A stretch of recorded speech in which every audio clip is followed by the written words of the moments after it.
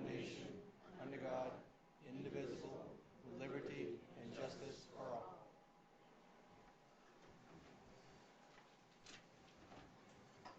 We want to welcome each of the candidates that are here tonight.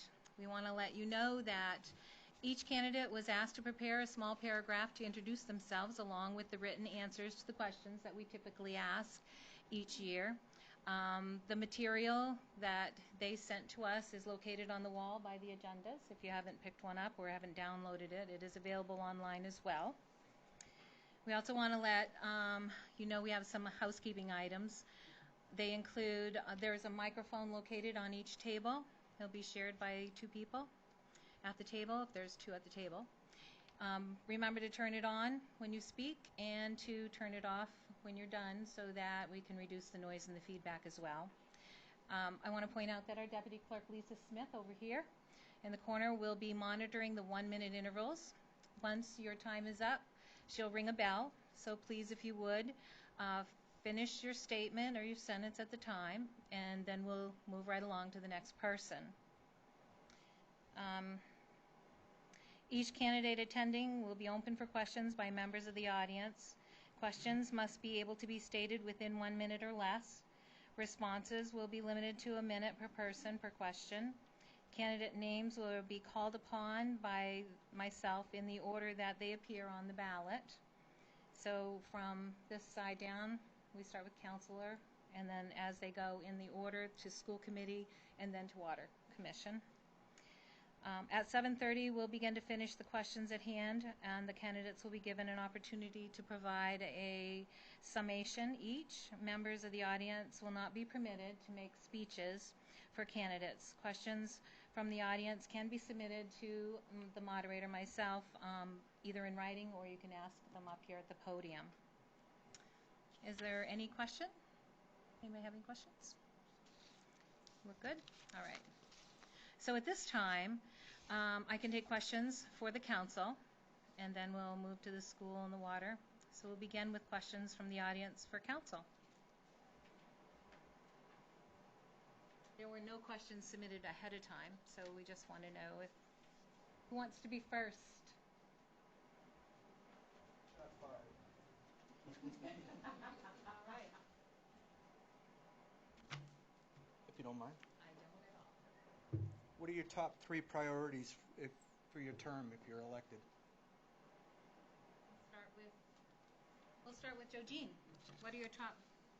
Top 3 priorities for your term if you're elected. Thank you. My top 3 priorities are listening to the feedback from a very passionate and informed community, to especially pay heed to what's going on in decision making for the Warumbo Mill site, and number 3, to make sure that we're fiscally responsible in all the decisions we make as a council.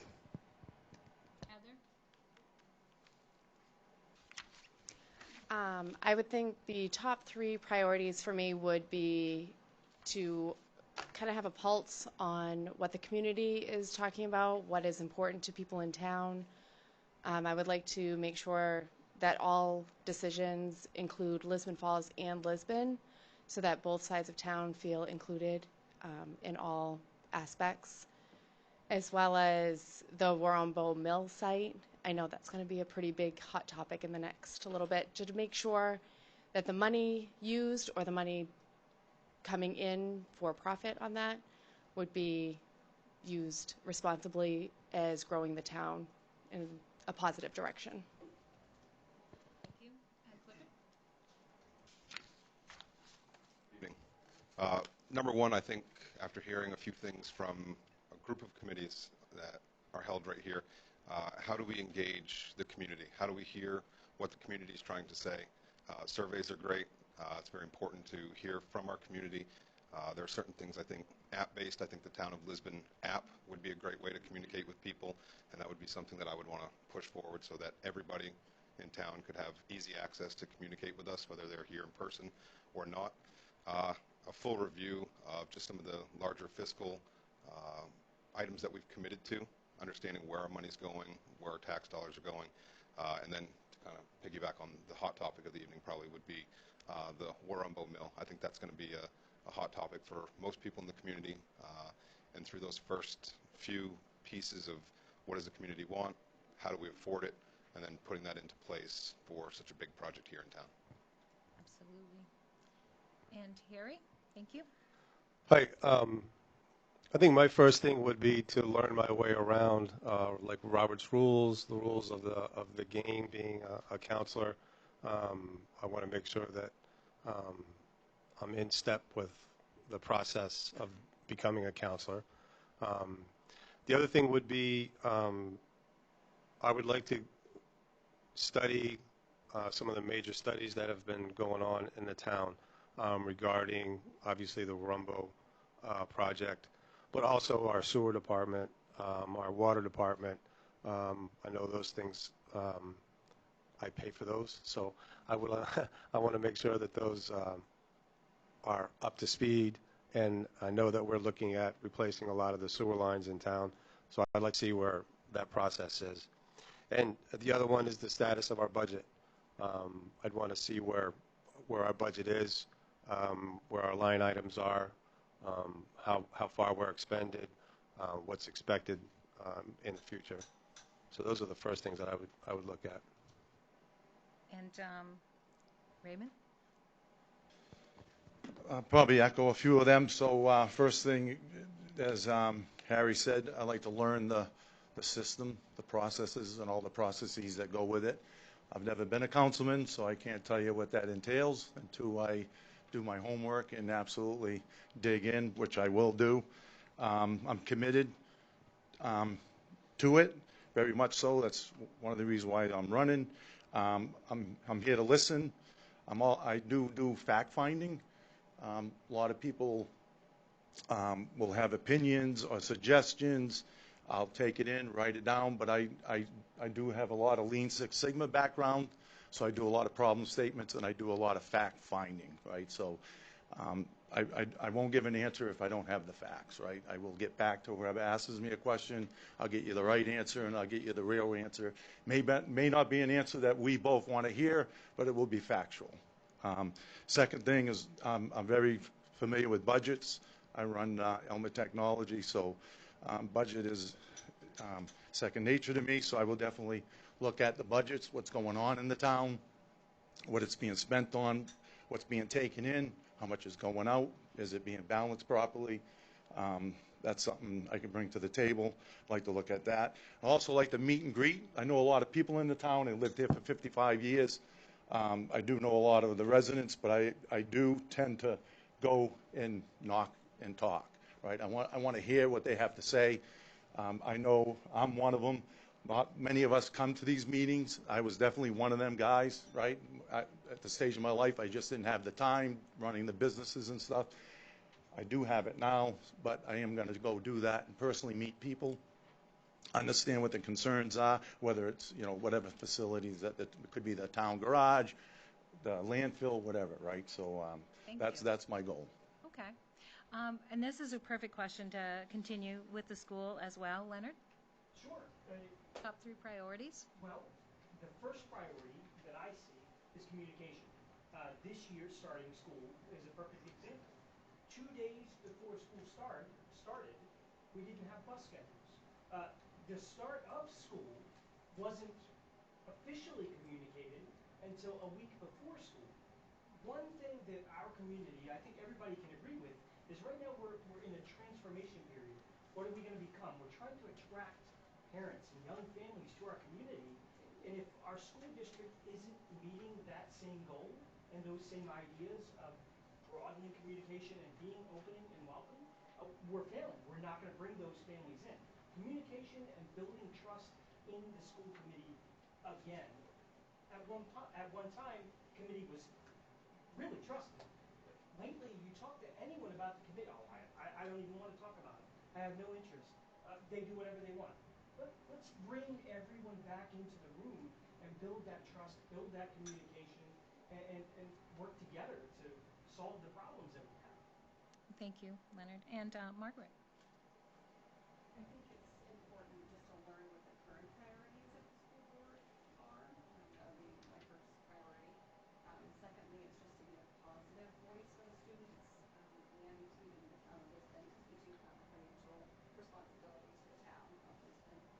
don't have an unlimited budget, and so we have to know what the restraints are of that, and to do what's best for the students, but also the taxpayers as well. Um, just to listen to what the community has to say, and just not come in with an agenda. I think it's important to listen to what the community has to say and what the needs of the students are. So just come in, be an active listener, and be a voice for the peers. Thank you. And Marie, top priorities, 3 of them? To continue trying to improve Lisbon water. We are implementing many different things of how doing things. One of them is everybody's getting their flushing of the hydrants. I had the privilege of having it done twice to me in the past week, so I'm not immune to it. We have a full staff for the first time in 6 years. We have an outgoing superintendent who has been marvelous. And I'm looking forward to keeping me moving forward. Also, Lisbon ratepayers should know that we are one of the lowest rates in the state of Maine for water. Thank you. So the next question from the audience, we're ready for?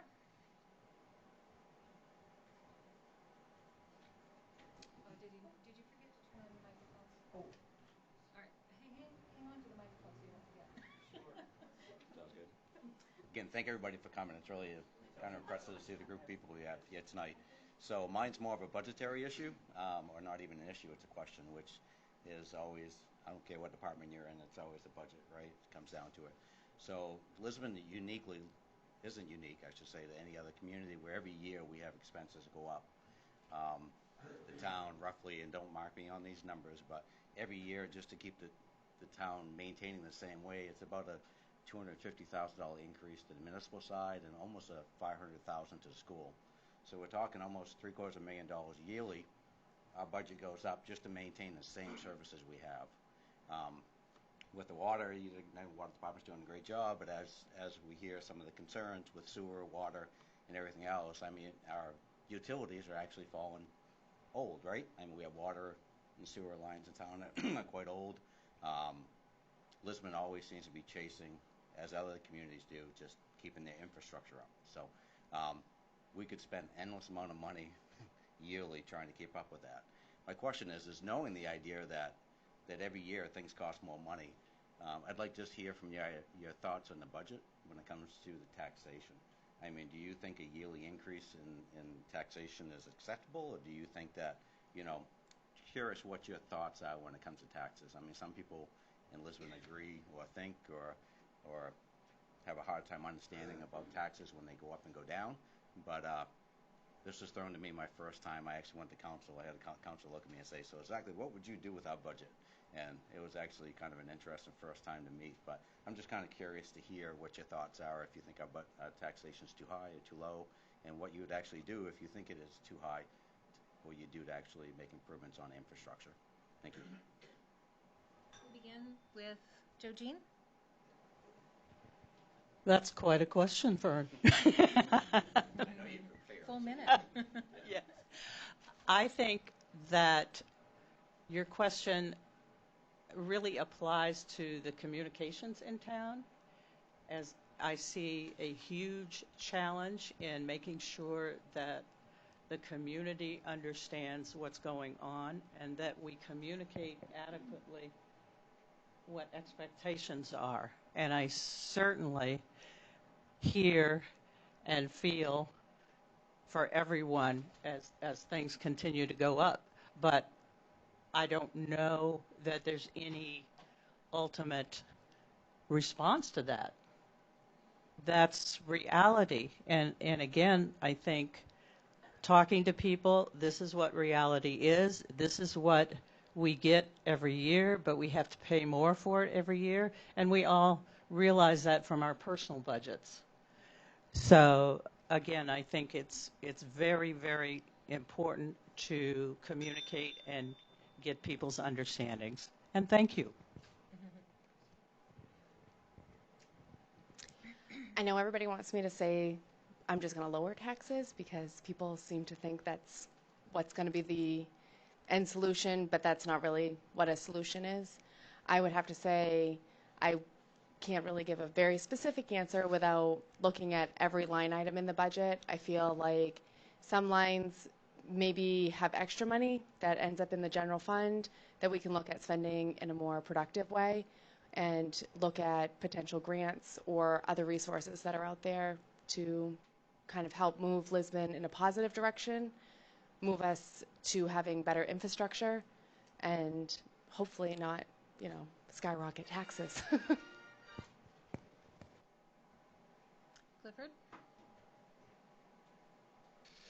I think we're all used to annual increases in our personal lives, in our businesses. I think a lot of us have small businesses or work for some or run them, and we have to plan for it. To know that taxes are going to go up or that they could go up for something positive, I think is very important. If we know that we are going to get X, if we can see a slight increase across the board, if we bring more business or more real estate to town, that creates more tax revenue, that brings more money to town, and it really allows us to bring in those funds that are needed. I also agree that if we look and do kind of a financial analysis, we'll probably see a certain amount of funds that could be allocated towards schools, towards public works, but it would really I would focus primarily on, yes, maybe taxes do go up, but if they do, here's why. This is what you're getting. You're getting all of the above because of this taxers. We're getting new infrastructure. We're getting new roads. Forever and ever on the Lisbon page, I remember people were upset about Main Street not being taken care of and how far it went. And now we are going to see Main Street improved. And I think as long as we know where our money's going, we'll stomach those costs a little better. And Harry Moore? So I remember town meeting. I've been to every town meeting from when I started here in 1978 until they went to the town council. And I've sat in town meetings and I've seen people pass bonds for $400,000 or $500,000, like everybody's looking and they just raise their hand because everybody else is raising their hands, but they don't know, didn't really understand what they were voting on. But if you wanted to put a street light on Boatenham Road and Route 125, you'd have an argument for a half an hour for a $120 street light. So there's a perception of a budget that sometimes doesn't get through people's heads. What I would look at is, I think another problem is the bleed down from the federal government and the state government and how it affects us locally. Sometimes I think we're getting fed on by the bigger governments. So they might institute laws or they may institute rules that we have to follow that's going to cost us money, and they don't pay us for that. There's grants that we can get, but grants also have unintended consequences because sometimes you have costs that you incur after that grant is complete. So it's not free money. It's stuff that you have to pay for. So we have to watch out about grants. Tax increment financing for new businesses, that's great. Look, there's 9,000 plus people in this town, and there's 9,000 plus small businesses, the way I look at it. Because I feel like I'm running a small business, and so are all of you. You all have costs. You have overhead. You have transportation costs. You have commodity costs, just like a small business. So we have to, you can do that in your personal life to run your own budget because of your small business that you're running as your family. We should be able to do that together as a town by looking at the budget. Where can we cut where we can? It might hurt some people, but it's things that we have to look at and things that we have to do to try to get that tax base down. We took a big hit. Gary. Okay. I didn't hear the ding. So. Sorry about that.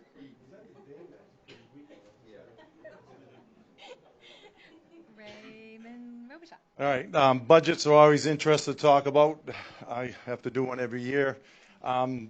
The first thing I would say, what the town has going for it, I would say 90% of the budget that's coming in, it's identifiable, right? So we truly understand what we have available for budget, right? I would ask, once we understand what the budget is and what the needs are, and what we believe what we need to do to raise or not raise taxes, I think we need to do the diligence to make sure that there's no waste happening, right? So any low-hanging fruit, any waste that's creating cost, you can eliminate it, right? It helps eliminate some part of raising your budget, right? Instead of a 2 mil budget increase, it could be a 1 mil budget increase, right? So it's our job collectively as a team, Lisbon, is to make sure that we're not wasting money, not to just create a $20 million budget to spend $20 million of our taxpayers' money, right? We got to make sure that what the budget is absolutely, truthfully, fact-finding the budget that it takes to operate Lisbon. No fat, that's what I believe budgets are all about, so. Thank you. And this is very appropriate for the school committee as well, in water, so, Leonard? So a school budget is kind of unique in whereas part of the funding, half of the funding, comes from you and me and all the other taxpayers, and then the other half comes from the state. And like anything from the state or the DC, there's always fluctuations. There's always, well, you got to do this, or, well, we don't know if we're going to give you the same much this year. There's a lot of play, and we need to start planning for those type of things. Now, like everyone else has said, your budget goes up, everybody's budget goes up.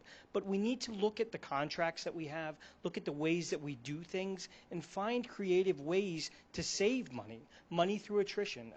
Shortly, in the next couple of years, we're going to have a lot of things coming up, a lot of money freeing up.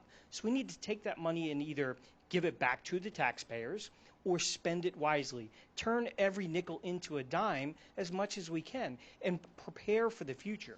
So many things can be prepared for the future. We can budget ahead and not be caught with large bills like, unfortunately, our town often does because of, previous contracts. Thank you. And Margaret? Galligan-Schmall, did I say that right? Galligan-Schmall, that's fine. Like I had stated before, the town of Lisbon doesn't have an unlimited budget, so you have to work within the restraints of the budget. But I think what it's important to remember is we're going to pay more in taxes each year, but it's the why we're paying more in taxes. We need the resources for these students that are attending the school in Lisbon to make them productive citizens of what we hope to be Lisbon. I've lived in Lisbon for 40 years. My parents were both educators, one working at Sugg Middle School herself for 25 years. So I think it's just important of the why. Why are we investing in these kids? That's what's important to me, is because, like I said, we want them to be productive citizens, hopefully, in Lisbon. And Marie, from the Water Department? First and foremost, I must say that the Water Department is a quasi-form of Lisbon government. We do our own budget. We manage our revenue. We manage anything else that we can find to sell or what. Sometimes it gets a little scary, but we manage. Budget season is coming upon me tomorrow night, so I'll just be like shaking my head most of the time because we are looking for more capital improvements and trying not to spend all our bond money that the town gave us 2 years ago now, and it's going to be tight. Going to be very tight. Main Street project, MDOT, is going to be a big spend for us. We have it, but we don't want to spend it all at once, because that's not the whole project. That's half the project. Thank you. So we're ready for another question from our audience.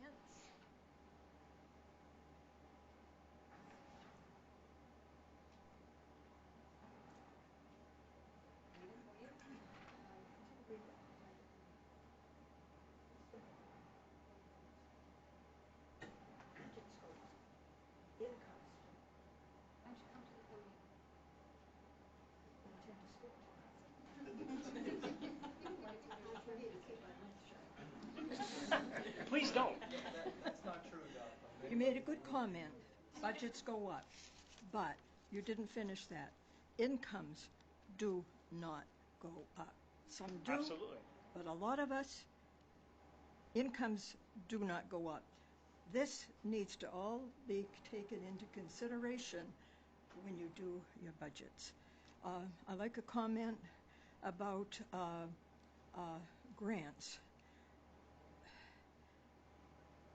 Grants aren't always the answer to everything. I've seen a lot of things go wrong with grants.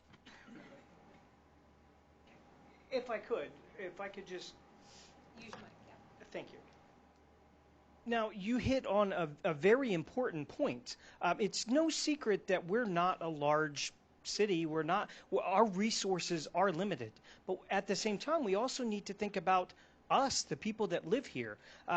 Anyone who has stepped into our schools or just walked down Main Street knows that we're not a town full of privilege. We're not Portland. We're not loaded with money.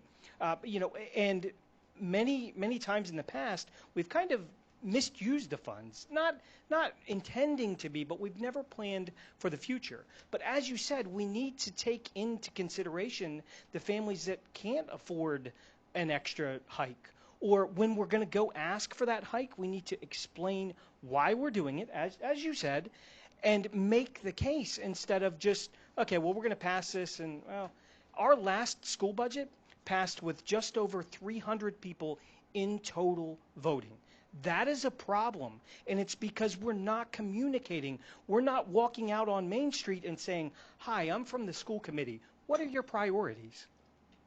Thank you. Did anybody else want to comment? I think that should go right around the circle. Yeah, That's a valid question. I think for you could everybody reframe it. sitting All right. You could reframe it in a way that would be more along the lines of, how do you intend to speak to those who have a fixed income All right. and be affected by an increase? That might be a good way. How do we address those on a fixed income? I believe the issue of communications definitely comes through on this one as well, and it needs to go both ways. We need to communicate to people what is going on and what the impact is potentially to them, and they need to communicate with us and say, this is not something that I can manage on my income. So we really need to communicate and listen and collaborate on an answer to say, this is what we need to take into account. And we definitely, as a community, need to take into account the needs of all members of our community and what they're feeling and what they're able to deal with. And Heather, Curtis? I would have to piggyback on that answer that I think communication is very important. I think expanding potential resources for those people who are on fixed incomes who don't have any other means to increase their own income, and they won't be able to manage on their own if they are unable to do so. I think that there should be some community resources around that to help our community, to build it stronger, to just really help one another, to be kind, and to listen to what everybody has to say. I know it's not really money-wise, but if we have to have money go up, then we need to do it in a kind and thoughtful manner to everybody in the community. And Clifford Miller? I think we just experienced a lot of this with the last year and a half. Everything was expensive. People weren't working. I think everybody had a difficult time affording certain privileges, certain things that were once kind of right there at our fingertips.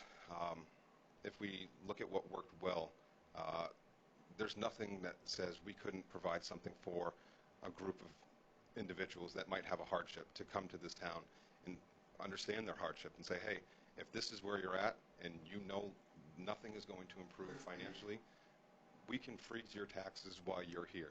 You've been X amount of years old. We know what your income is. We don't want to force you out of your home. We don't want to lien your home with a tax lien. We, as a community of 9,000 people, it's a very small town, very tight-knit town, could openly say, hey, we know so-and-so, that's a hardship. We don't need their extra $600 a month, which could be a big deal for certain people. There may be other ways we could find that in our community to come up with those folks in town that can't do it. A simple hardship for a few years, and then when that does transfer, it's no surprise when a building sells that it's registered as a new owner.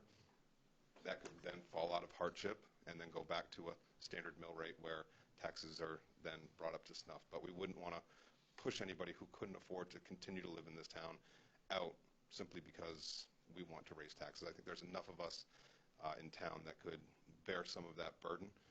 I'm not signing people up to pay other people's taxes, but I think there is a way we could do that. Thank you. And Harry Moore? I know I don't look it, but I'm on Social Security also. So, Dot, I hear you. And having a fixed income can be tough. So what can we do about it? Well, we have a federal government that's on the verge of trying to pass $3.5 trillion of stimulus money. We all know about that. We know what's happening. But we know what's been happening also all along with this government that we have. And that's caused hardships on everybody. Everything is going up. Cost of everything is going up. And when I mentioned that we're all small businesses, we are. So now we have to incur that cost. Gas, food, everything that we use every day in our lives is going up. And it's not because of anything that we've done. It's unfair. So what can we do as a town? Again, we have to look at, oh, sorry.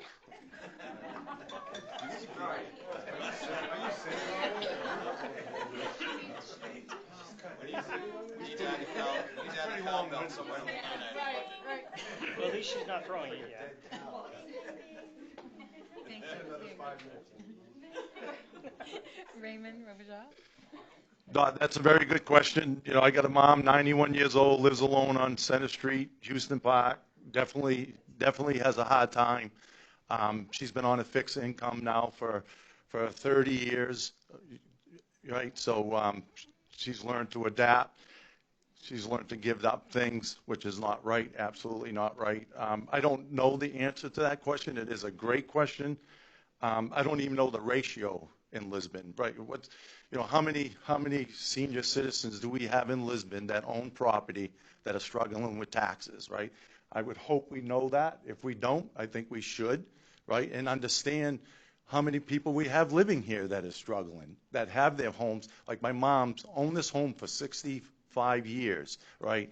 And God willing, she can die in that house, right? And so first part to your question is I really need to understand just how many people we have in this town that are struggling on a fixed income and what's available to us as a town to help, if anything, right? So that's what I would like to do. Yeah, it's pretty loud for me, though.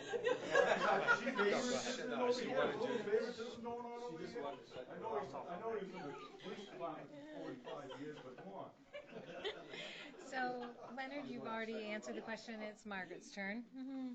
I don't think I really know the answer to this question either, but I think it's just big picture. We have to look at what the priorities are of where we need to spend the money, and then what would impact the students in particular most if we didn't address that issue at that very moment. So I get it. I haven't owned a house in Lisbon for very long, but taxes are hard and there are fixed incomes, and I think it was Cliff that said we have been living for a year and a half very differently than we had.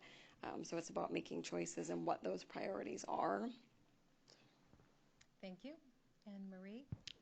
The office staff is willing to work with payment plans, and I know they don't work for everybody, but we're willing to walk that long mile as long as you are willing to come in and say, here's my weekly payment. We're fine. So, and I realize it is hard for a lot of people with taxes and fixed incomes. We just have to find a solution. Even if it sounds bizarre to a lot of people, we have to find a solution or a workable, manageable piece. Thank you. So I think we're ready for another question from our audience.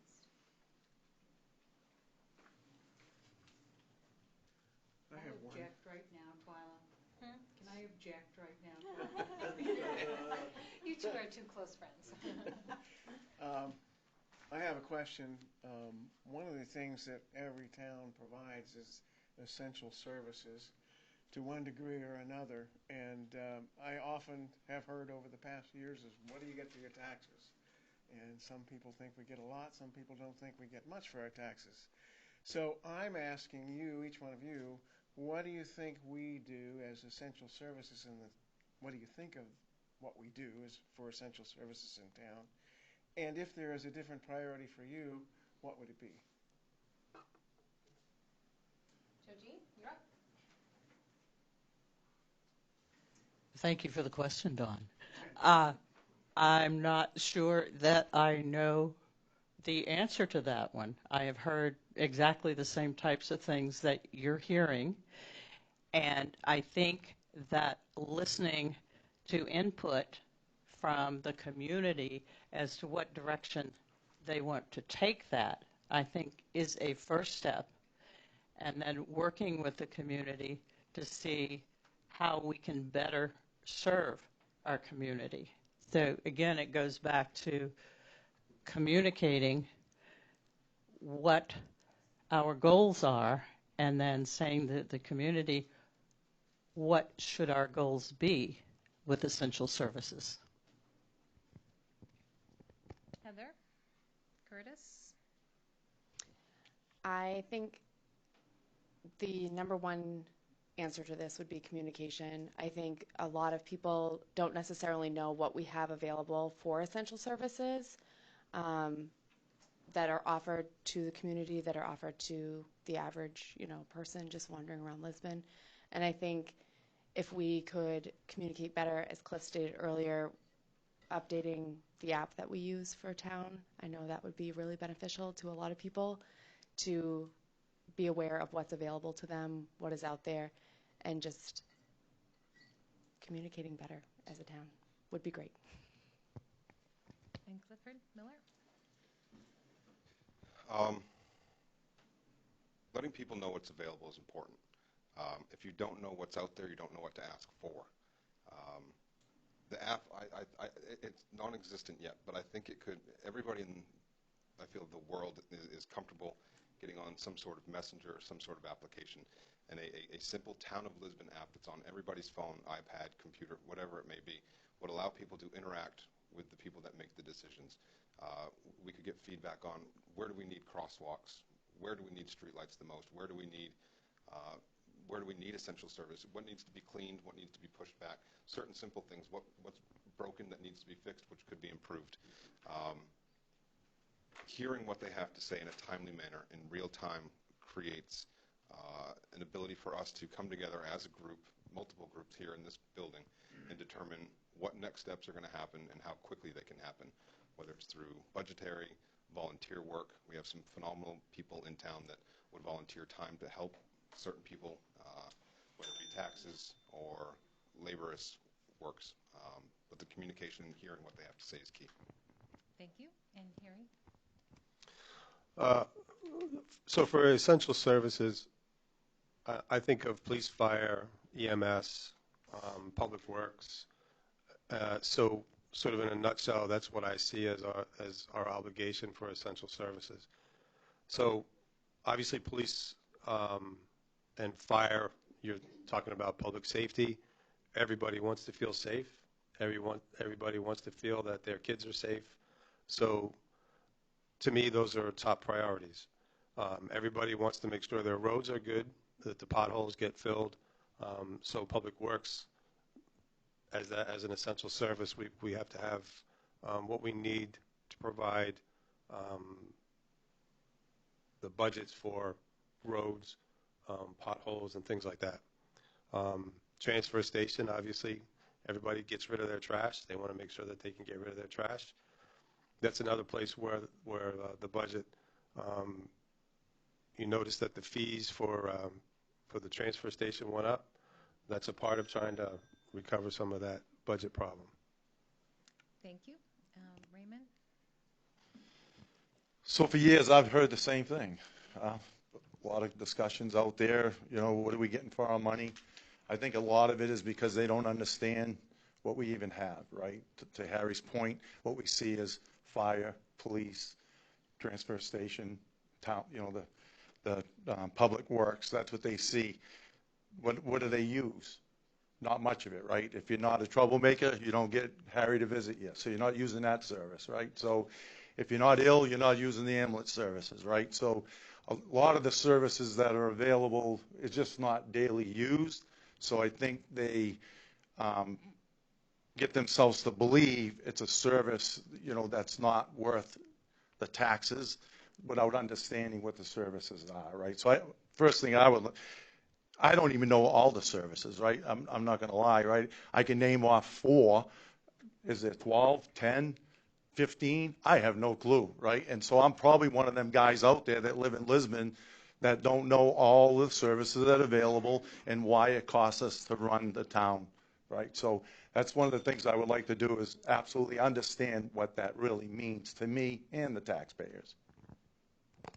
And Leonard? Sure.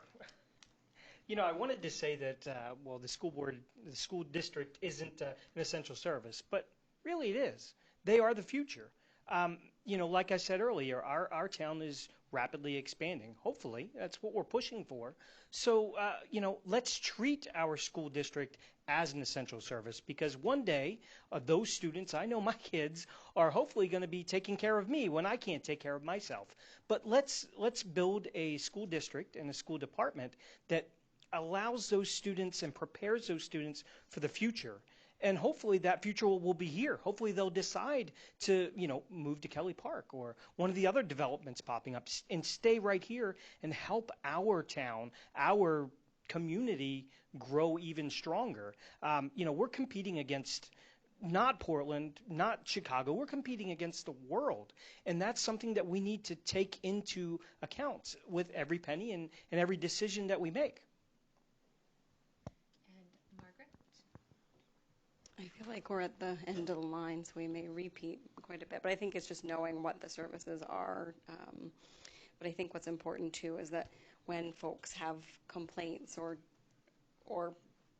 come to a little bump in the road of what's happening in the town, also come with perhaps solutions, not just a complaint. That's what I tell my staff at work is come to me with any complaint that you want. But I also want you to follow up with a solution to that problem, because we can work together to make things work. Not everybody is going to be happy, but we can certainly come to a compromise. At the water department, we have people who say, oh, I got to call the water department. The phone does not ring a lot of the time. We don't hear people's complaints about water quality until they come in front of the board and say, I'm going to complain. I want an abatement. I want this. I want that. But, pick up the phone, call the office, talk to somebody there. And we are hopefully essential people. I like to take a shower. I don't know about anybody else. But, and I like to flush the John. Let's be frank here.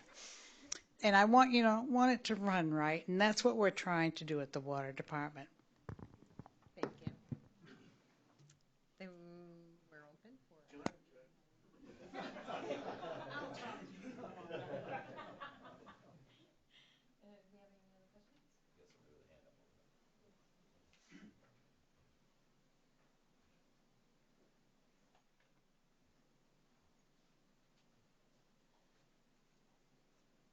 Good evening. I'm Richard. First of all, I'd like to commend the current council, because the current council enabled the taxes to actually go down 1 mil this year. I don't know if anybody realizes that, but they worked at it and they did their due diligence, and the taxes did go down. and they should be commended for that. Good job. So, the, It's worth recognizing the town manager as well. And staff. yeah. Thank you. And Mr. Lunt, I remember about 15 years ago, handed out a sheet, or 2 sheets, of things which were, I guess it was 1 sheet, of essential services. Services which are required by law. And education is one of them. So it is an essential service. For sure. And so it might be appropriate for each of us to know what those essential as counselors. My question is, not having been in office previously for many of you, in the coming months there's going to be decisions that you will have to at least consider or defer to a later period of time. How would you handle major decisions in the next, for the first 4 months through March or so, if a major decision came up? Well, many of you mentioned the mill site. How would you respond to that in the first, 3 or 4 months? All right, Georgine, you're up. It would be me. Thank you for the question. I feel that in the first 4 months, and talking about the Warumbo site, that we need to be very aware of all the feedback that we can possibly get from the community, and that we need to make sure we're using all communication methods that we can to reach the community, including paper, if need be, and face-to-face meetings. But we need, as a council, need to make sure that we hear the voices of the community and can take that into effect with what our decisions are. It's very, very important, and I think one of what you may be talking about is not trying to make a decision too quickly.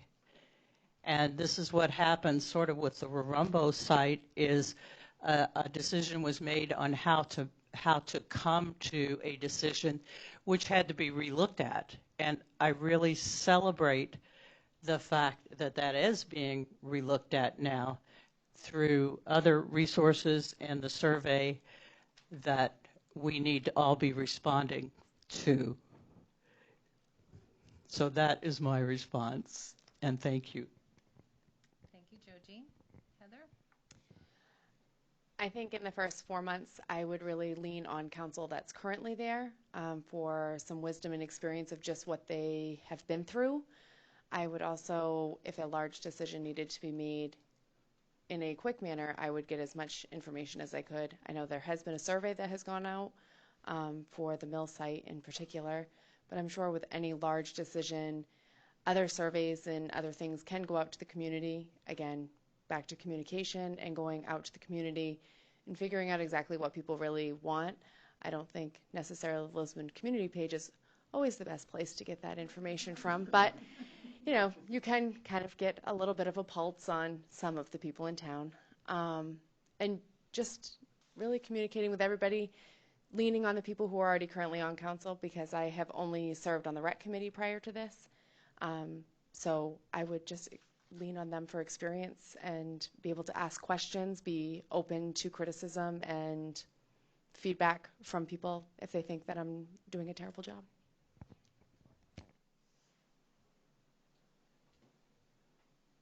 The first 4 months, big decision or small decision, we're all here because I think we wrote down why we can make big decisions as well as small ones. So we should approach those all similarly. We shouldn't be jumping into this unknowingly.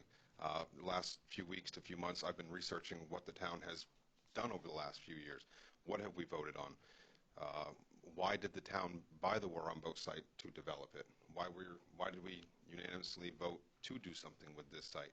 So I think some of the big decisions have already been made. It's how do we progress that in the correct manner? How do we do certain things that have already been set in motion? Do we want to be that person that is up there shouting at the top of their lungs, no, no, no? Or do we embrace what the council has already been working at for the last 3 to 6 years, developing, and how do we get on board and voice some of those ideas that we can come to a mutual understanding? We don't have to make the biggest decisions the first day, but we should all be prepared to do so. We're not coming into this as a lame duck 4-month, 1-year situation. We should come in day one ready to make big decisions. I don't think that if we push things off, we're going to do any better. I think we've all seen the more we kick the can, it just makes a bigger issue down the road. So I would want to tackle those bigger decisions day one. Let's know what we have what's in front of us, how do we tackle it, and what's the best approach with some of the experience from council that's been there. Harry Moore? So as far as big decisions, I think there's probably more than just the Rumbo Mill issue in town that need attention. But if we're going to talk about the mill site, I think that for the first time since probably the Civil War, there's an unfettered view of the river. That makes that property pretty valuable, I think. I spent a lot of time on the river fishing and recreating. So it's great to have that for the town. I'm not coming into this with an agenda. I have no agenda. So I would want to look at the studies for the site. Again, we need to reach out to the community and see what the community wants to do. I know that there was a previous survey that was maybe a little short. So that needs to be expanded so we get more of a feel of it. Again, we go back to grants and things like that. There may be some money that the feds could give the town for some housing or things like that. But I think that has some unintended consequences that we would have to deal with. So I'm an open book. I want to read about it. I want to study the studies that have been done and not jump into something right off the bat when I come in or if I come into office. I'm 1/7 of a pie, so I'm only one voice out of 7. But I would be able to make the decision knowing that it's something that the people would want. Thank you, Harry. And Raymond? So I think for the first 4 months on major decisions, that's a pretty tough question. I would dig into the team atmosphere that I believe we should be already having with the council. That's where decision-making happens, is with a team. It shouldn't be individuals pushing their agenda. It's for the town, people that live in the town, make sure we're doing the right thing for the people that live here. There's a lot of people talking about different things about the Rumbo. Is the river and railroad tracks and the businesses in that surrounding area good for, big apartment buildings? I don't know. Is it good for some retail businesses to come in? Probably some of that is available. It's, 5 acres of land. I think we can make it work for both sides. There's a lot of people voicing the opinion out there that they want to save the view, but I think we can intelligently work through that and give both without any one of them walking away as a loser, right? So again, it's digging in as a team, right, and understanding what the needs are out there. I don't think we absolutely understand how many and what they actually want out there, right? I mean, I know there's a movement. Is it 500 strong, 1,000 strong, 1,500 strong? I'm definitely a listener. I do listen to their concerns. I have a lot of people that I know that want to save the view. I do take it all in, and I understand exactly what they're talking about, right? So, again, I'm not coming in with any agenda. The first few months, again, it's tough. I'll be working with the team and trying to get up to speed. Thank you, Raymond. And Leonard? So it's no secret that the elephant in the room, especially for our school district, has been COVID. It has shaped everything that we've done for the past year and a half. So to answer your question directly, the first thing I would do is ask the committee to not be afraid to call someone. When we don't know the answer or we have these huge decisions, pick up the phone and call an expert. Last year, we lost 10% of our student population. Many of those parents just wanted to know that the plan we put on the piece of paper had been vetted by a pediatrician. We live 7 miles from some of the best hospitals in our state, some of the best pediatricians in our state. And we couldn't pick up the phone and say, hey, you know, you might not agree with our plan, but hey, let's look at it. This year, we had committee members sit up here and tell us, well, I'm not a doctor. I don't know what to do with masks. We knew that decision was coming. Again, pick up the phone. We're making these decisions, based on what? I understand they're difficult decisions, but if we're going to make a decision, let's back it up. Let's do that little bit of extra work to say this is what we decided, and this is why. This is who we talk to. A lot more parents would be more accepting if they just felt that little extra step. You know, I can't tell someone how to feel about COVID or masks or any of that. But if I have to make a decision, I'm going to make sure that I talk to someone who is qualified to give me the proper information and inform me on my decision. You know, give me an idea instead of just sitting here and saying, "Well, I'm a doctor. I don't really know what to do. I'm just going to go by my gut feeling." We can't do that anymore. We can't be afraid to call, pick up the phone. Again, we're 7 miles from 2 great hospitals, and in 2 years, we haven't been able to pick up that phone. Thank you, Leonard. And Margaret? I wish I could sit up here and say I had all the answers and could fix everything. My parents always said, no, you just have to sit and you just have to listen and I think that's what's important is I sit on the board for the Lisbon Junior Athletic League. I'm the treasurer there, and that's what I've done for a year is listen and use the experience of the board members who have been on the board for many, many years. And I think it's important just to listen to what they've gone through. But I do agree. I think it's important that we get facts and factual information when we're making decisions. So it's going to be important for whoever is voted in for the school committee to have the time to do the research and to make the right decision for the kids. Marie? Well, at the water department, we would love people to call us and tell us what's going on, because sometimes we don't get the information till the last minute. So if whatever you do with the Rombo site, go ahead, have at it. But if you need water, call us, please. Please. Thank you. Thank you, Marie. I think we're ready for another question.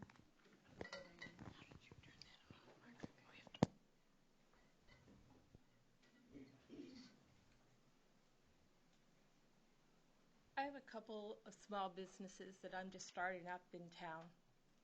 And between starting up the businesses, getting the infrastructure in, and the taxes, it's all quite a process. We haven't asked for help. We've done it ourselves, and I'm very proud that we've done it ourselves. But in my businesses, I have a 5-year plan and I have a 10-year plan. Can you tell me what your 10-year plan would be for Lisbon? Eugene? Wow, thank you. That's a challenging question. My 10-year plan for Lisbon would be to start out acknowledging where we are right now as far, in particular, with business support. How are we doing? And how will we find that out? By asking the business owners. Then we move forward and we decide what we need to do to support more businesses in town, which is happening right now with the entrepreneurial project. So part of that is ongoing right now.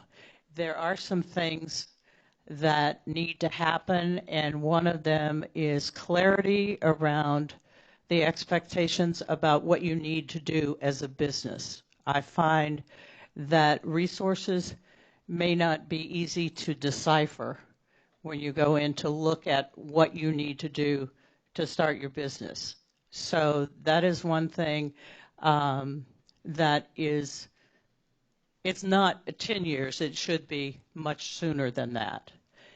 And then as we move forward, we've got, within 5 years, we've got a better communication system. We realize that people do use the internet, and we realize that people don't use the internet, and we're able to work with both populations and gather what they need to give us.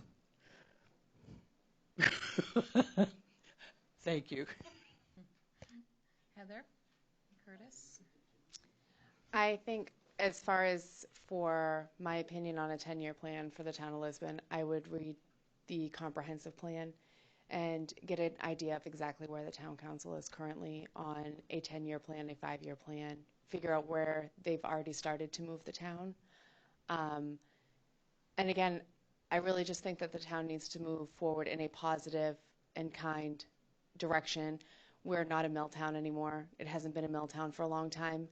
And I think the town's trying to re-identify and come out as something else and support local businesses, support businesses along Main Street, along Village Street, make sure that the town is actually one large town. That's why everybody's at large now, not Lisbon or Lisbon Falls, so that we can move forward in a positive direction as a whole community.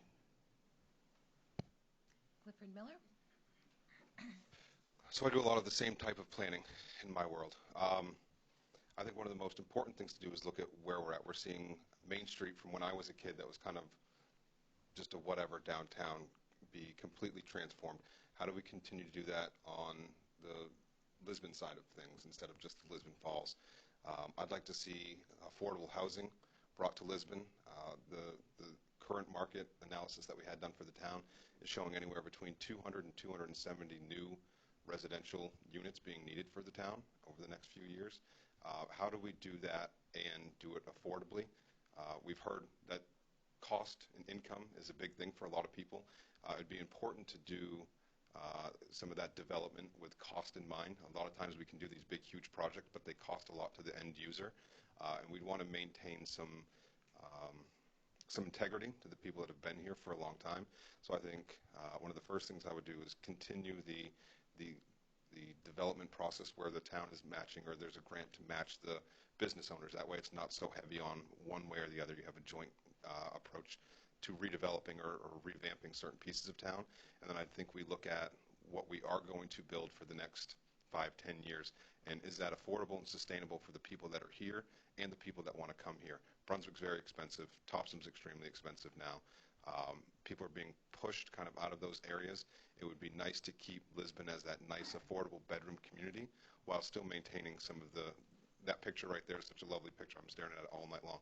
That's how I kind of I think of downtown Lisbon, with kids still riding bikes.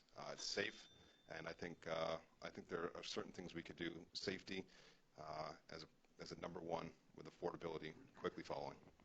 Thank you. And Harry Moore?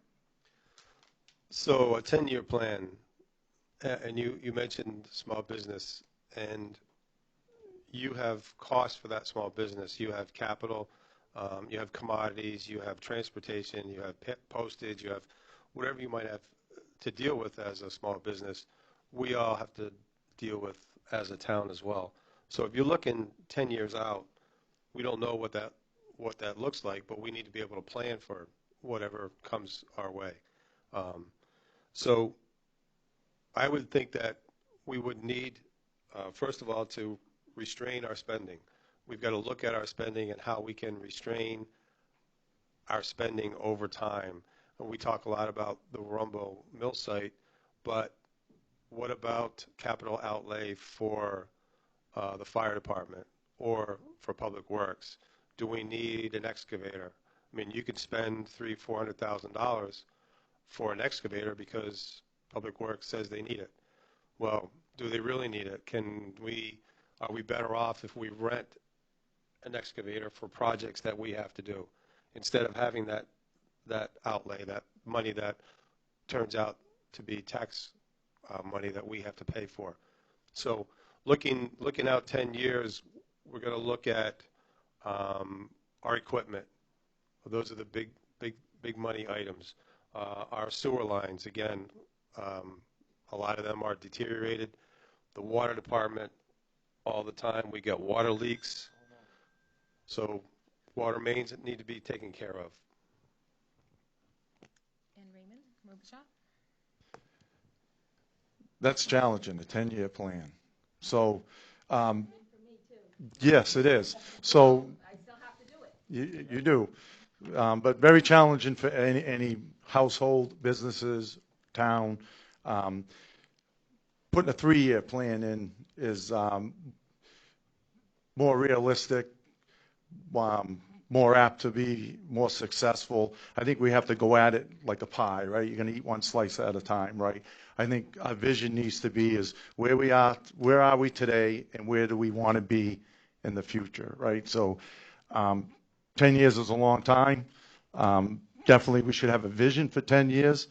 Again, I think we should look at it and plan steps, right? A 3-year plan, what's it look like in 3 years? Successfully achieve that as a team and the citizens in the town. Look 3 years again. I mean, like Harry said, there is things we can do. I used to have 7 fork trucks in my business. I used to own 7. I got rid of all 7. I rent fork trucks now. When they break down within an hour, I have a brand new one sitting there. That one goes bye-bye. They fix it, gets delivered to somebody else. My cost has actually dropped tremendously not owning that type of equipment no more. So there is some good ideas out there. There is some things we can do. I don't know what they are until I sit here, if I sit here, to do some fact finding, do some problem statements, right? What are the problems? Good question. Is the problem that we can't have a vision for 10 years? If that's a problem statement, dig into it. Why is it, right? And then find the facts behind that. What do we need to do? Again, that's what I feel. So. Thank you, Raymond. So a 10-year plan for the school department. Well, we currently have a 5-year plan. But on this topic, let me kind of focus it slightly different. Now, one big thing, sorry. So before the pandemic, one thing that wasn't a priority was one-to-one technology. What that means is that we're putting technology, whether it's a laptop or an iPad or everything that's in your pocket right now, in the hands of our students. I run a manufacturing company. Technology is my everyday.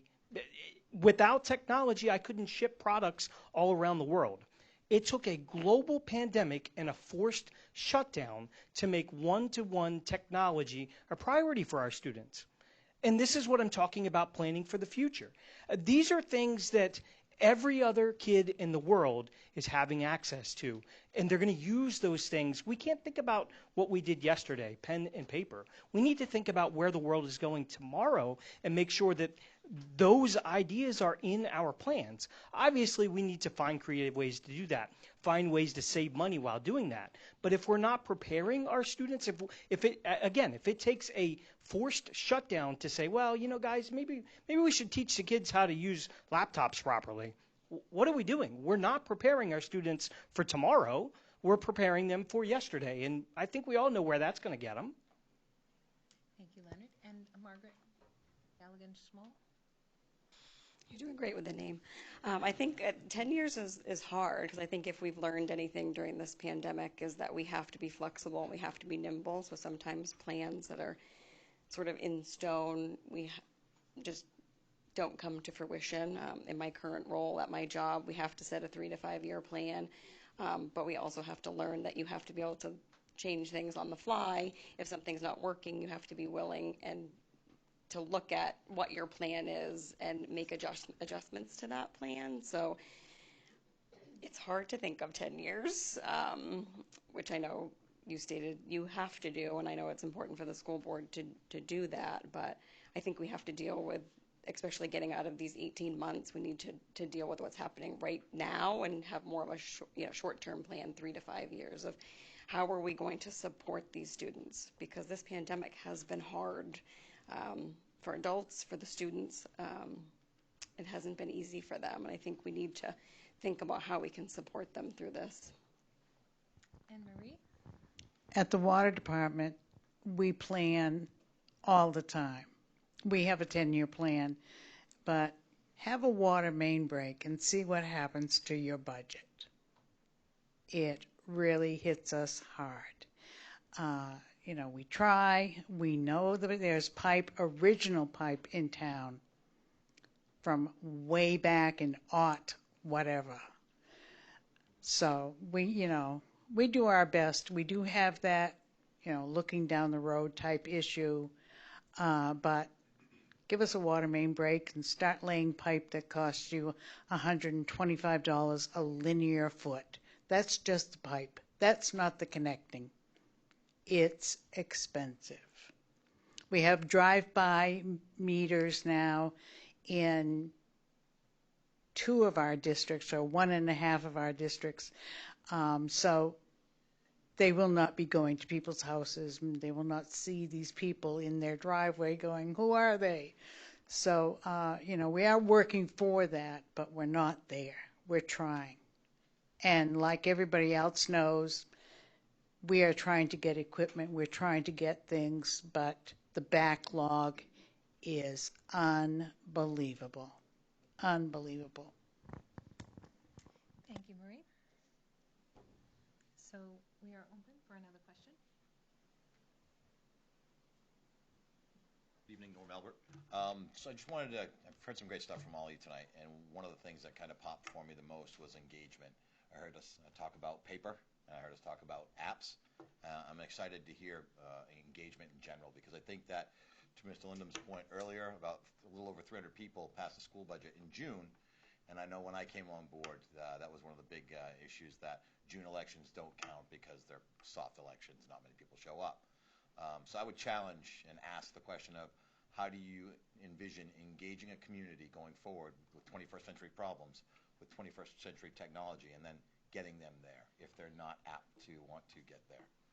Thank you. Thank you. That is a definite challenge, and I know currently the library is working with one of the churches in town to educate seniors more on how to use what we have for media. For example, one person couldn't see her grandchildren's photos because she couldn't figure out how to do that. So that's kind of what we have, and I don't think it's just seniors. I'm not going to point the fingers at them, but how do you get everybody to buy into what we need to do? And it's really, really difficult because they don't see that as an individual need.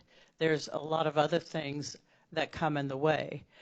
I have a friend who's in his 40s and he doesn't have a cell phone. So that's his personal choice. So you have people that we deal with all the time that don't see a need for what we have in terms of media and the advancement of technology. And so I think we have to acknowledge that we need to support that part of our community too.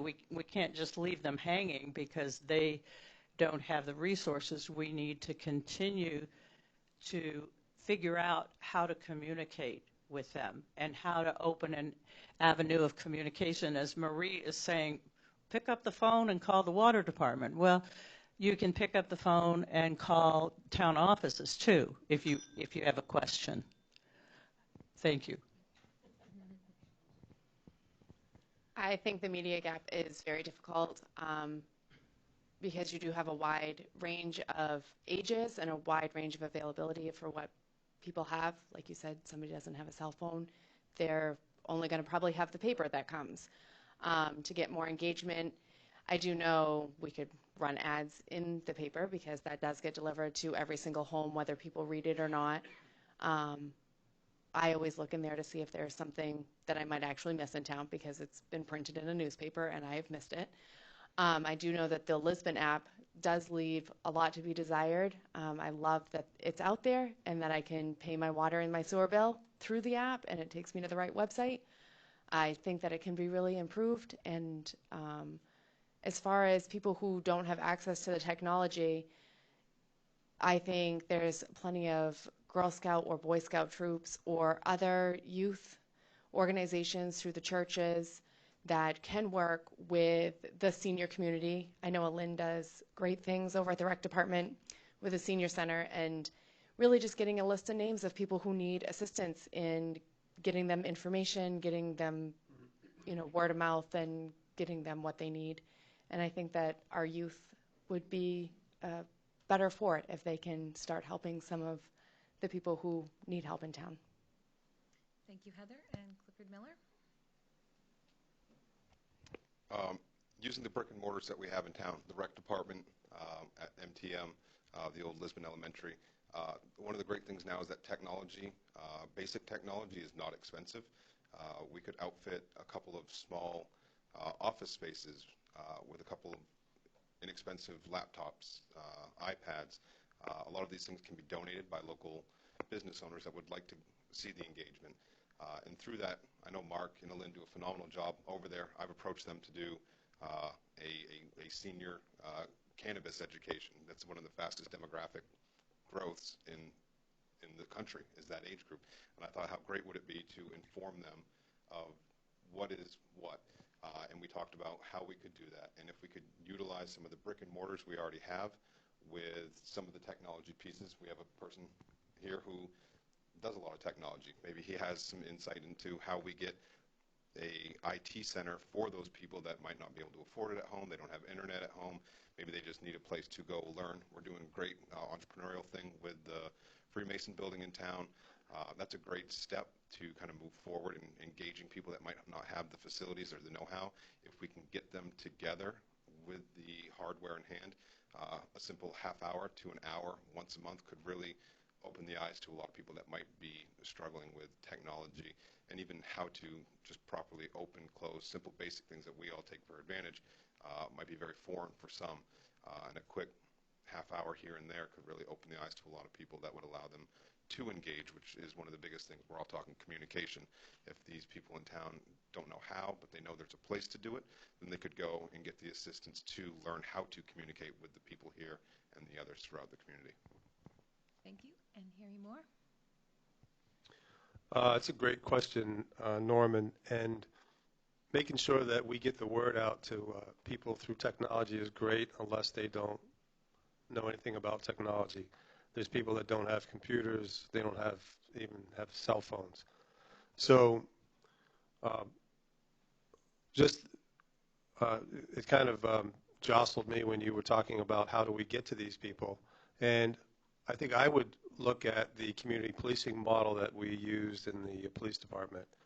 And a lot of people may not remember or know that we actually had 5 substations throughout town where officers would go in these substations, and we would be open certain times of the day where anybody could come in and talk to us about whatever they wanted to talk to us about. We had them in Farwell Mill. We had one in at Woodgate Apartments, one at Heritage Knoll Apartments. We had one at the library. And we manned these substations for periods throughout the week. And anybody could come in, like I said, and talk to us about whatever they needed to talk to us about. So why couldn't we have something like that for the town office? So maybe the elderly people, people who don't want to come to the town office can come somewhere a little bit more inviting for them to talk about issues that they might be having. It may be just to go there for information that we might be able to provide for them. And then the question would be, who would do that? I mean, I'm sure I would certainly be willing to do that. The counselors would maybe do that. But I would look at the department heads also and put that on them to figure something out. Thank you, Harry. And Raymond Robichaud? Another good question. You mentioned June's a soft month for voting, And so I would ask, does it have to be June? Do we know a better month to get a better turnout? If we do, if we believe we do, why be June, right? So I don't know if that's an answer, but it's a thought that comes to me right away. If we truly understand and believe June's always a soft month, as a team, what's a better month? How do we get better results? That's something we should talk about, look at. It may be stay June, but we should at least look at that. As far as apps usage and stuff like that, I set up a lot of stuff like that when I was a project manager in Norfolk and other places that I've worked, and it works 30%. If you're trying to get 100%, something done 100%, you get about a 30% results, because that's, believe it or not, not many people use it. I mean, if you look at your own website, how many times does it get hit? I mean, I believe that's something we would know. How many people are visiting your website? Is it high? And who are they, right? And so, again, I would look at that.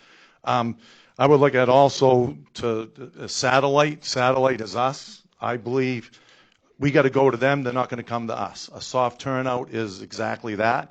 They're not coming to us, so we need to go to them.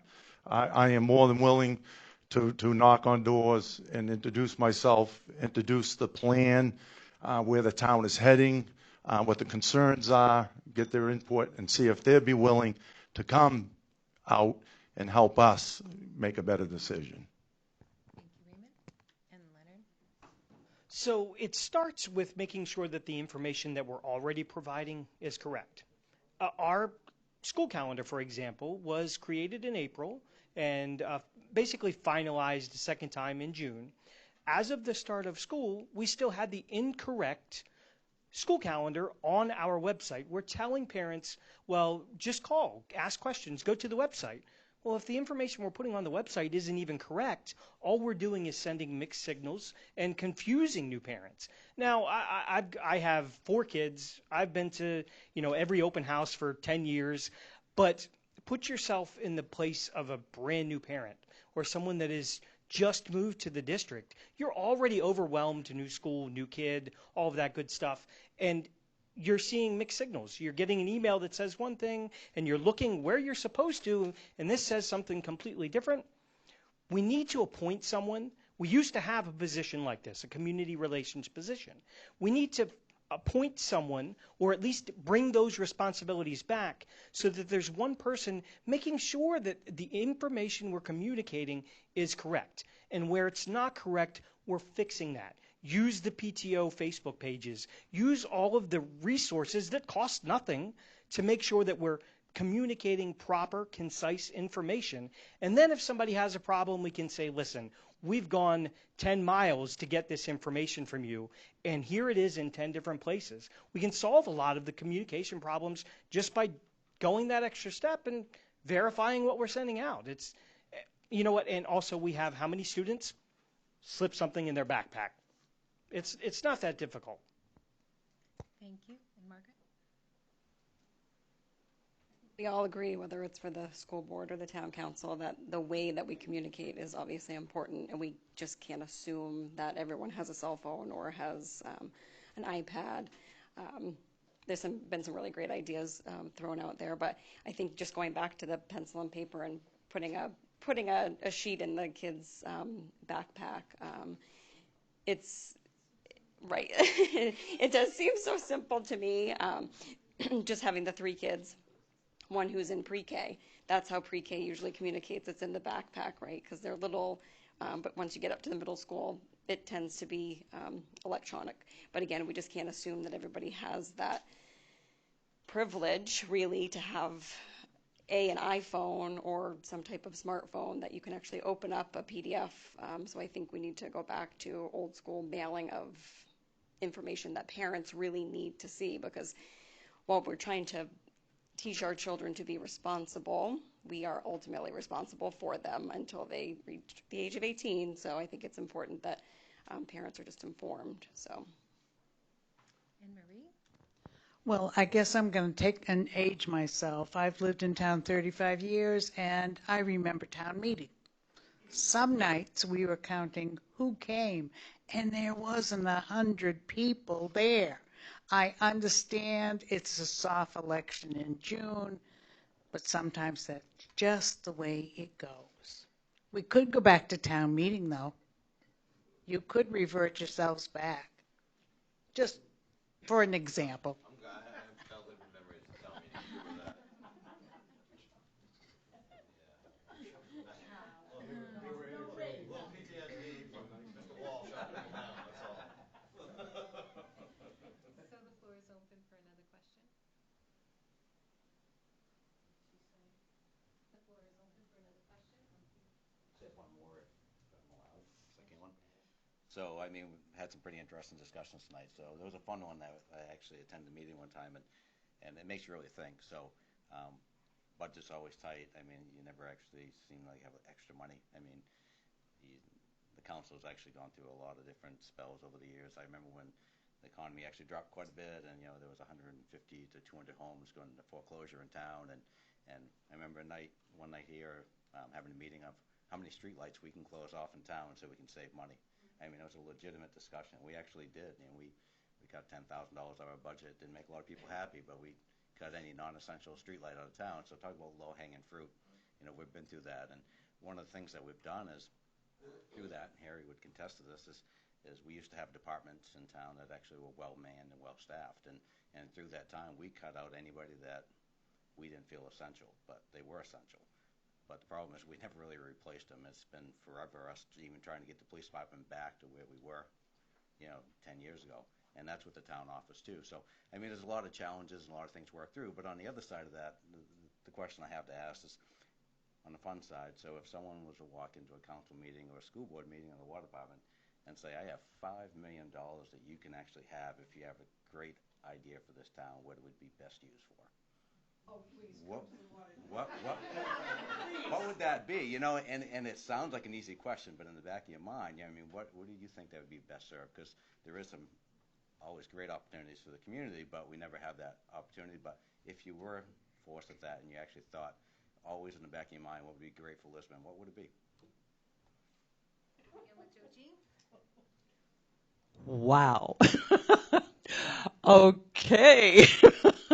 I think the first thing I would look at is what are people saying they want in town? And a lot of people want a park. A lot of people want a park. I think a swimming pool would be really nice for town. And I can see the possibility of coming up with a quick list of what people would think would be most important to add to our town, to add to the enthusiasm and the sense of community that we would have. So I think that would be a very fun job to take on. Thank you. Heather? I would like to think we could invest some of it so that the money could continue to grow in the future so that we would continue to have this bankroll. But I would like to say, as somebody who has also worked for the school department in town and seeing the equipment that the school, the fire, and the public works has, the equipment needs to be upgraded. Our buses are really old in town. They would need to be upgraded with some of that $5 million. I would like to think if we could keep it rolling, then the people who work in town, who are very dedicated to working in town and being in town, could get a pay raise, because that would be something that would be really important to me, because then we could continue to have quality people who care about this community, who care about their jobs, continue to be able to work in town and support their family and drive around in halfway decent vehicles and not worry about breaking down every day. Thank you, Heather. And Clifford? Mine's a little cornier. I kind of would go towards a Dave Ramsey approach. I think we'd put X amount away just for broken sewer water pipes that need to be fixed. So I would save a portion of it. I love the idea of lending to small businesses and other people in town, especially major corridors where we have a lot of visibility, could we lend that to people that might not typically get a standard loan that could revitalize certain parts of downtown or just the major corridors or anywhere in town that people are kind of passing? We've watched Lewiston be revitalized for 30 years and hasn't really made it yet. So I think if we focused a good chunk of money on some of the essentials and kind of aesthetically, I think the transfer station could use a good chunk of that cash. I know they're working with outdated equipment, old equipment, and so are a lot of the other people in town. Pay raises would be a huge one.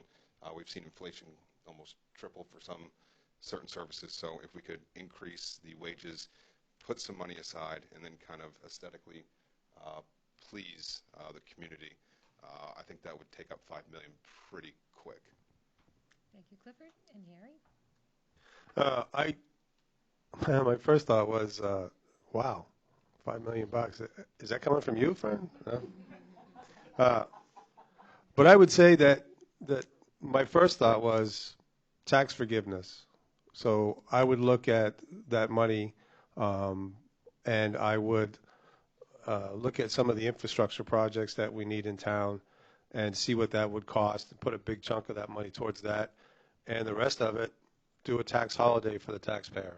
Use that money to forgive some tax burden that they might have, if not for a year, maybe 2 years or whatever, however far that money might be able to stretch out. But it would be nice for somebody to say, here's some money, we're gonna handle your taxes, like people will go in and pay for somebody's layaway. That's a pretty good feeling. And if it's free money, might as well give it back to the people. If you do something with it, you've got to worry about unintended consequences. So if you buy things with some of that money that may incur expenses in the future, you're going to start incurring expenses on some of that money. So it's something that we can buy outright and something that we can give back to the people. That'd be great. Thank you, Harry. And Raymond? Can you give that to Elman? So what I would like to see us do with that $5 million is look at efficiencies, efficiency of Maine. They offer a lot of matching funds. We own a lot of buildings. I'm looking around. These lights are definitely outdated by years. We could replace these and your light bill could drop dramatically. We just did it. We just outfitted and our light bill went down tremendously. They are willing to kick in. So again, we own a lot of schools. We own a lot of buildings. I would like to go after that type of projects because it's money that's not already in the budgets. We're not asking for taxpayers' money. This is a gift from Fern. So I think we should go after looking at stuff like that.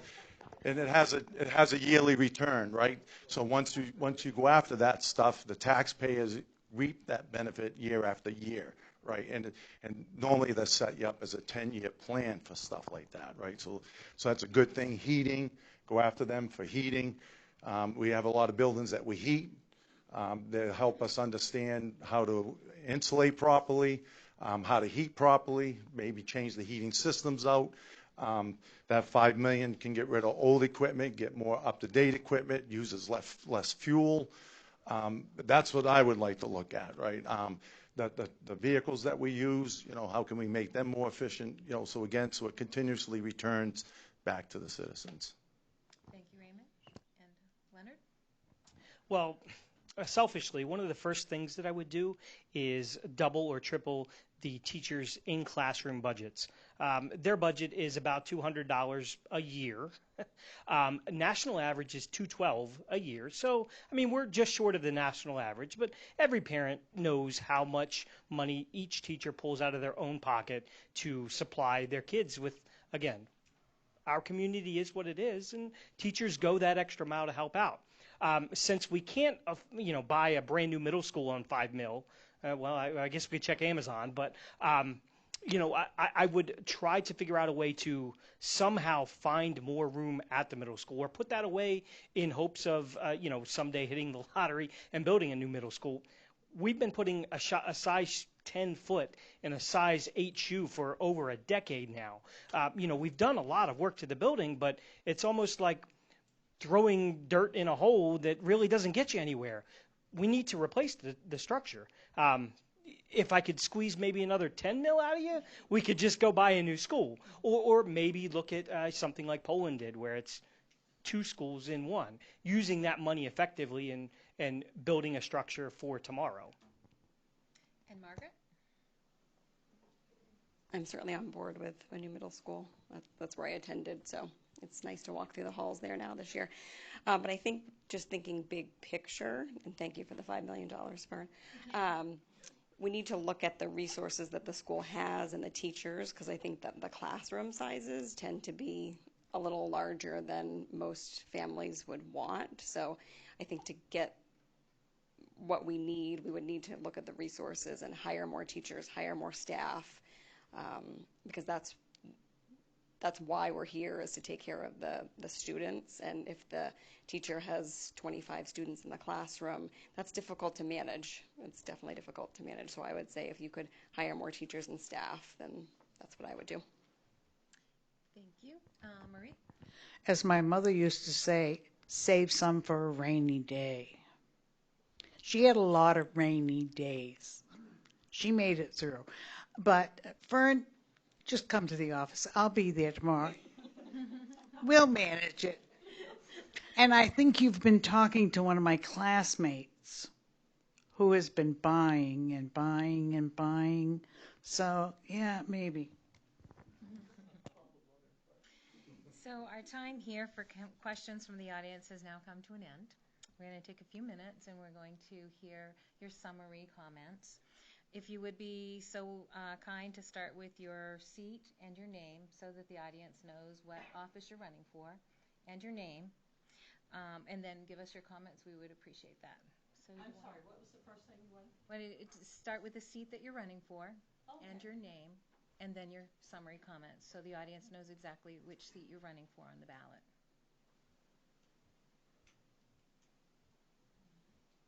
A little more.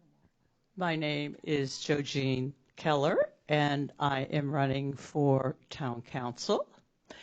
And I want to say how much I appreciate the opportunity to meet everyone tonight and to answer some very interesting questions to the best of my knowledge tonight. And I hope to learn a lot more as time goes on.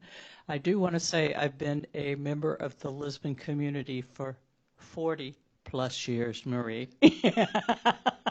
So I have seen a lot, done a lot, from volunteering at as a JC woman at Frontier Days, which was the forerunner of Moxie Days. So not to date myself too much, but I have been involved in the community for all of those 40 years, and I really appreciate the opportunity to join and listen and talk to community members. Thank you very much. Thank you. And Heather? My name is Heather Curtis. I'm running for town council. I have lived in Lisbon Falls for a total of 6 years. My daughter and I moved to Lisbon Falls. We rented, and I purchased a house in Lisbon, which I was corrected when I first bought my house that it was actually Lisbon Center. I really appreciate the opportunity to be here tonight and to answer the questions, again, to the best of my ability currently. I would just like to add that I hope I can learn from the town council that is currently here so that I can help lead the town in a positive direction, help us kind of find a new path with some new opportunities that are coming about. And I just think it's important that the town looks at all the options for every project that is out there, because I think there is something to be said to saving certain pieces of property, whether it be Beaver Park, whether it be the Warmborough Mill, or the new Graziano Square that's up in Lisbon. I think the green space is really nice, and I just hope that Lisbon, going forward, we can find a positive and new identity besides just being a mill town. Thank you, Heather. And Clifford Miller? My name is Cliff Miller, running for town council. I've lived here just about my whole life. I moved away for a little bit. I took a corporate job in Florida. I commuted back and forth to D.C., and I moved home probably about 5 years ago. I always invested in Lisbon, even when I didn't live here. I've invested close to $3 million in homes here, fixing and selling, close to $5 million in Auburn, and it's a good place to be from. I have friends from all across the world that when they come to Lisbon, they have a different feel when they're here. They feel comfortable immediately, and it's a good thing to be a part of. My family is a Bickford name. If you know any of the Bickfords, they've been here 100 plus years. That's my entire side of the family from Lisbon. And knowing that we've been here this long really makes me want to preserve what we have and protect what we have going forward. How do we do it in the right way? How do we do it fiscally responsibly? And for a little while, I knew this was coming up. I didn't know that I really wanted to be on the town council. And I watched what happened a few weeks ago with just how we pulled out of Afghanistan, just some of the crazy things that are going on, seeing what other people are willing to give up and do for our country as a whole, let alone our small town here in Lisbon. And I thought to myself, if not me, then who? Who will do the things that I'm thinking about? Who would want to protect it like I would?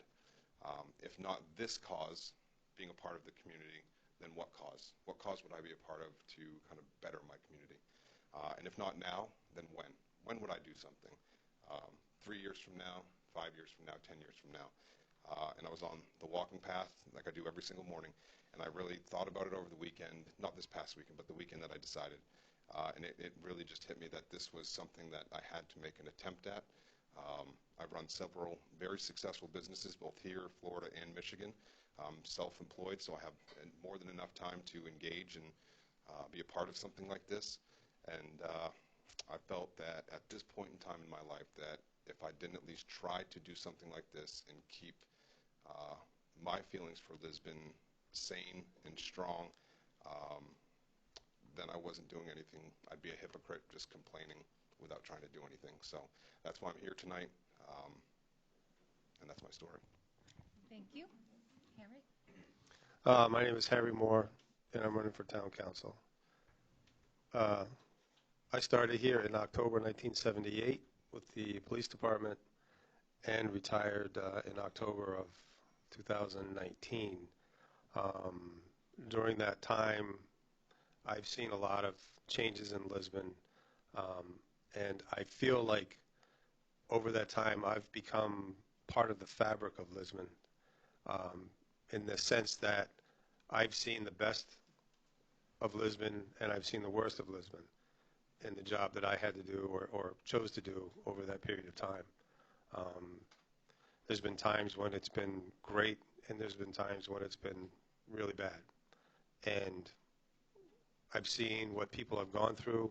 I've felt what people have gone through in this town, and it's something that you never forget. I'm not from Maine. I'm not native, but I've been here long enough to take the R out of Biddeford and put it in Augusta, so that's one thing. But after my career in the police department was over, I thought that I sort of wiped my brow and said, boy, what a trip that was. 40 plus years in one job, one department, and seen what I've seen, done what I've done, felt what I've felt what people have felt over that period of time really makes you a part of it. And it's something that I've decided that I want to keep going on a different level or a different scale, but I still want that involvement in my life and in this community. We raised, my wife Patty and I, we raised 4 kids here, 11 grandkids. You can see by my sheet, Christmas is killing me.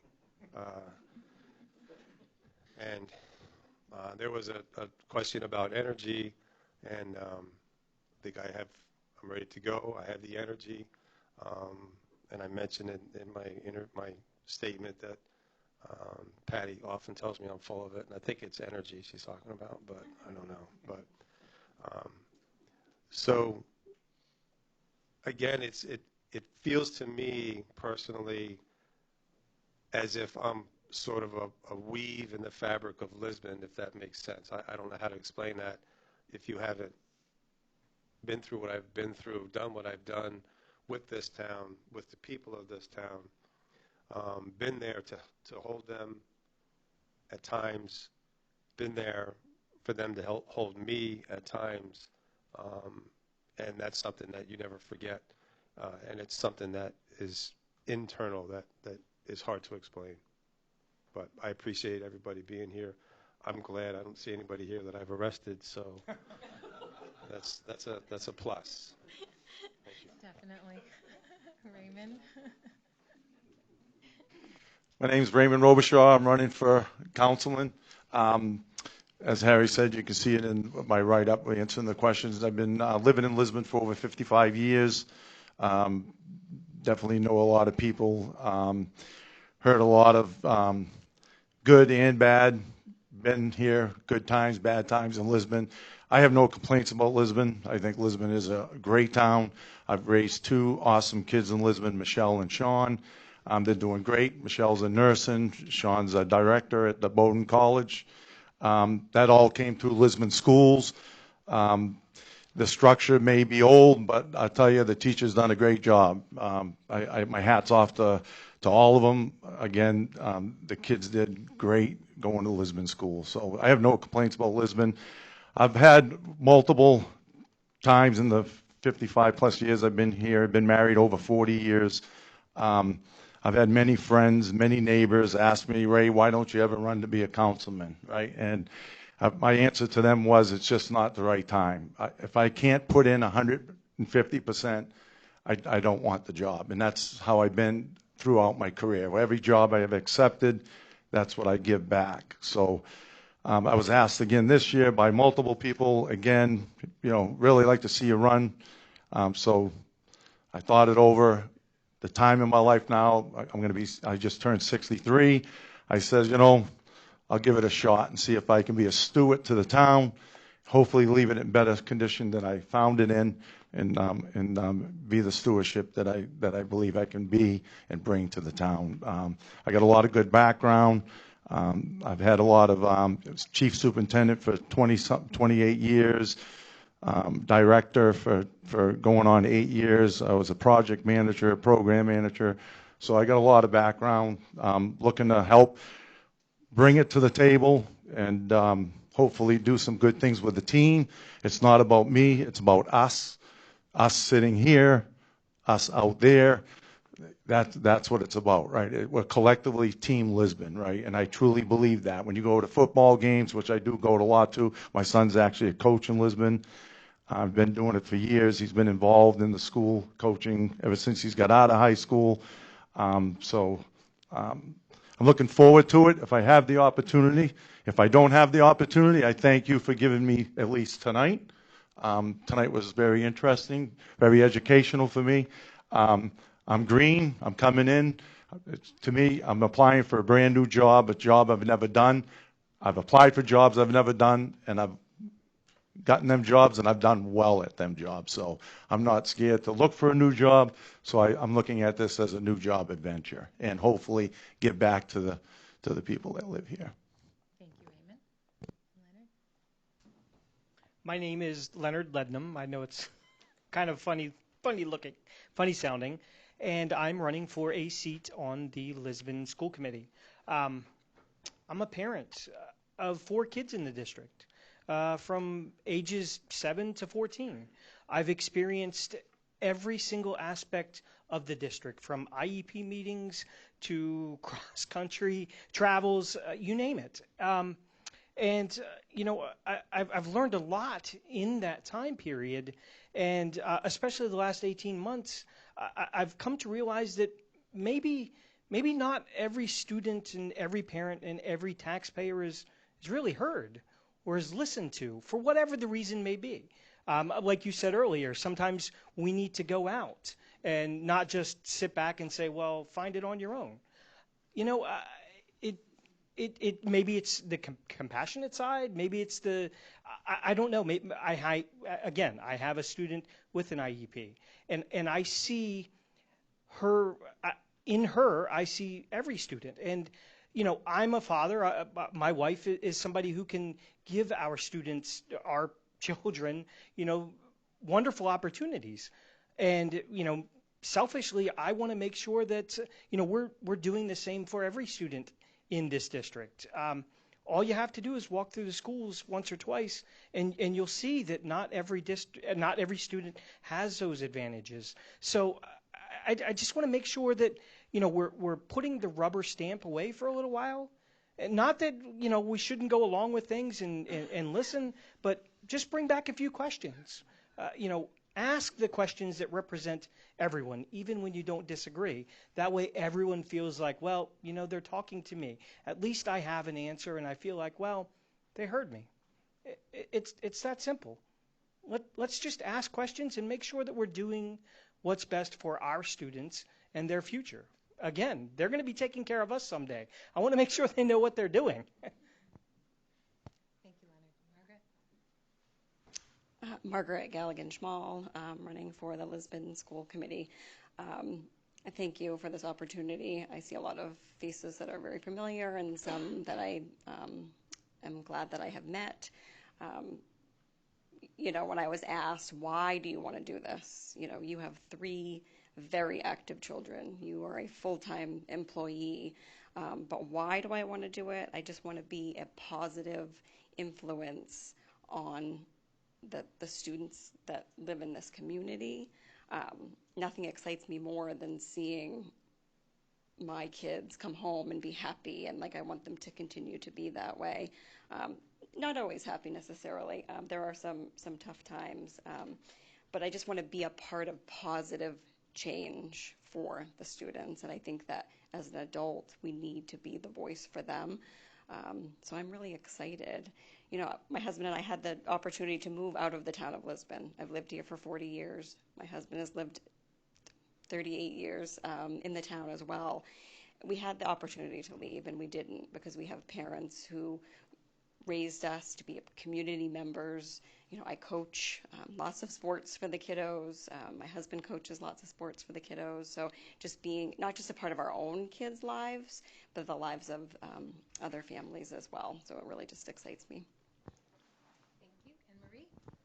Marie Hale, Water Commissioner. I'm the only incumbent. And 6 years ago, if someone would have said to me, you're going to be running for your 3rd term as a water commissioner, what is wrong with you? And I'm sure there are some people in the audience that will ask me the same question. But here I am running again because I feel that we're making a difference at the water department. And I don't want to be chair again, but I see that vision coming at me saying, oh yeah, she's going to be chairperson again if she gets it. Heaven help us. Thank you. Thank you, Marie. And I want to thank each and every one of you for attending our tonight's Meet the Candidates Forum. I think I can speak for everybody and tell you that we thoroughly enjoyed getting to know each of you as candidates. And I want to encourage everybody to get out and vote on Tuesday, November the 2nd. I want to tell you that our polls are open from 7 a.m. to 8 p.m. and they're located at the Lisbon High School Gymnasium. We do have absentee ballots. They are available now, so you can just stop into the town office and vote tomorrow or right up until Thursday, the day before, Thursday prior to Election Day. There'll be ballots here and available for you. You can call and get one and have it mailed to your house, or you can stop and pick them up and take them home and vote them and drop them in the mailbox or drop them in the drop box outside. We try to make it very convenient. If you have any special circumstances, call us. And thank you all, and your forum is adjourned.